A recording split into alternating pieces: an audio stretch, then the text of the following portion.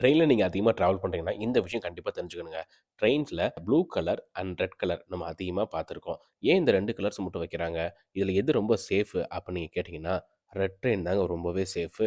அது என்னன்னு தெரிஞ்சுக்க முடியும், வீடியோ ஃபுல்லாக பாருங்கள். லாங் ஜர்னி போகணுன்னாலே ட்ரெயின் தான் ப்ரிஃபர் பண்ணுவோம். இப்போ நம்ம இந்தியன் ரயில்வேஸ் டெக்னாலஜிக்கு ஏற்ற மாதிரி கொஞ்சம் அப்டேட்ஸ் பண்ணி வந்துட்டு தான் இருக்காங்க. இருந்தாலும் உங்களோட பெட்டர் எக்ஸ்பீரியன்ஸ் என்னன்னு சொல்லி கமெண்ட்டில் மறக்காமல் சொல்லிடுங்க. ஸோ இப்போது ஏன் ப்ளூ ட்ரெயின விட ரெட் ட்ரெயின் ரொம்ப சேஃப்ன்னு பார்த்தீங்கன்னா, blue train made up of iron. So, அதனால சென்னையில தான் புரொடக்ஷன் பண்றாங்க. 140 கிலோமீட்டர் ஸ்பீட் வரைக்கும் போகும். 18 மாசத்துக்கு ஒன்ஸ் தான் இதில இருக்க திங்ஸ் என் கோச்சே மாத்துவாங்க. அது மட்டும் இல்லாம இதில ஏர் பிரேக் இருக்கு.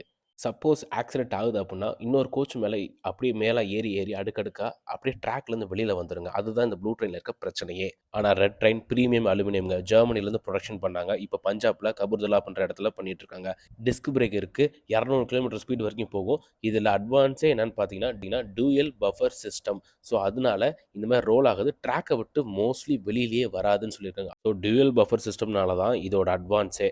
அதே இது ப்ளூ ட்ரெயின்ல பார்த்தீங்கன்னா, சிங்கிள் பஃபர் சிஸ்டம். அதனால தான் அதுக்கு ட்ராக்க விட்டு வெளிய வர்றதுக்கு காரணமேங்க.